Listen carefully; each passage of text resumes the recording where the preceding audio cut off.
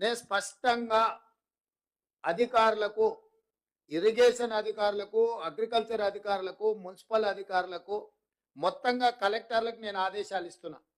హైదరాబాద్లో ఏ విధంగా అయితే లేక్ ప్రొటెక్షన్ కోసం మనం హైడ్రా పెట్టి ఒక ప్రత్యేకంగా డ్రైవ్ మొదలు పెట్టినమో, కొంతమంది స్వార్థపరులు ఈ చెరువులను ఆక్రమించుకొని వాళ్ళు ఇల్లు కట్టుకోవడము, ఫామ్ హౌస్లు కట్టుకోవడమో, లేకపోతే ఆ స్థలాలను ఆక్రమించి లేఅవుట్లు వేసి అమ్ముకోవడం ఏదైతే చేస్తున్నారో ఇది క్షమించరాని నేరము.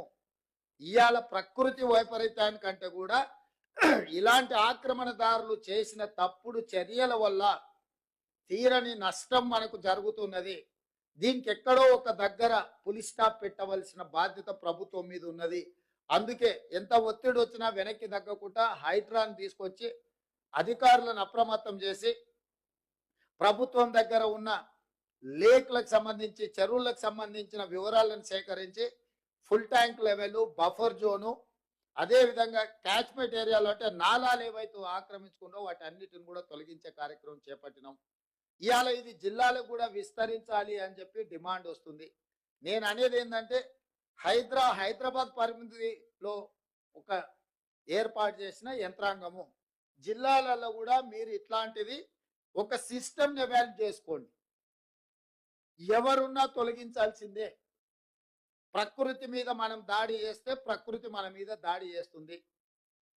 ఈ గుణపాఠం జరిగిన సంఘటనల నుంచి మనం నేర్చుకోవాలి.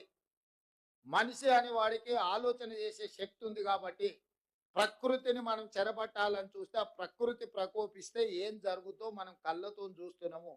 అది ఉత్తరాఖండ్ కావచ్చు, లేకపోతే తెలంగాణ కావచ్చు, విజయవాడ కావచ్చు, లేకపోతే హైదరాబాద్ కావచ్చు.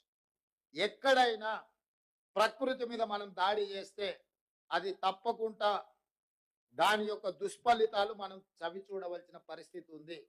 అందుకే నేను స్పష్టంగా అధికారులకు ఆదేశాలు ఇస్తున్నా. నేను ఎంక్వైరీ కూడా ఆర్డర్ చేస్తా. రాష్ట్రం మొత్తం మీద కూడా చెరువుల ఆక్రమణ మీద స్పెషల్ డ్రైవ్ చేపడతా.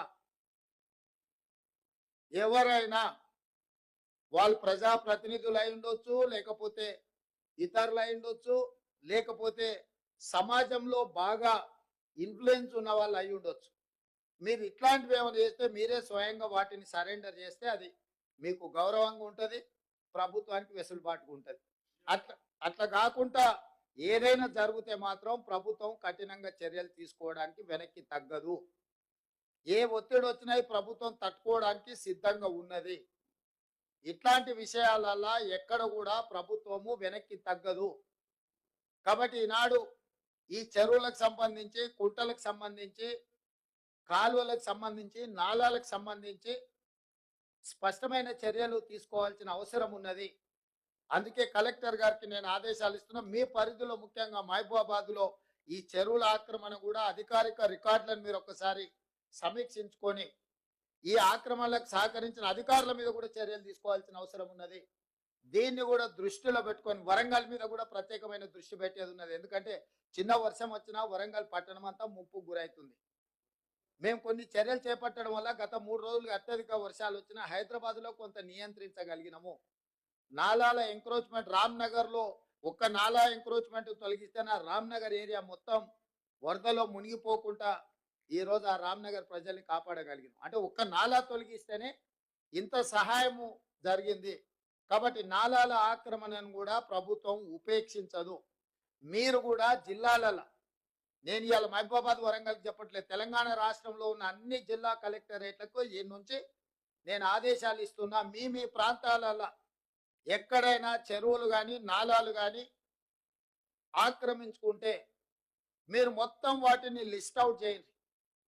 కోర్టులలో ఏమైనా పెండింగ్ కేసులు ఉంటే ఆ కేసులను కూడా పరిష్కరించుకోవడానికి ప్రత్యేకమైన న్యాయవాదులను నియమించుకోండి. ఉమ్మడి రాష్ట్రంలో కంటే కూడా గత 10 సంవత్సరాల ఈ దుర్మార్గాలు విపరీతంగా పెరిగిపోయినాయి. అధికారాన్ని అడ్డం పెట్టుకొని అడ్డగోలుగా ఇట్లాంటివి ఆక్రమించుకున్నారు. నేను నిన్న ఖమ్మంలో తిరుగుతుంటే ఎవరున్నా అక్కడున్న మాజీ మంత్రి ఆక్రమించుకొని మొత్తం కాలువలే ఆక్రమించుకున్నాడు.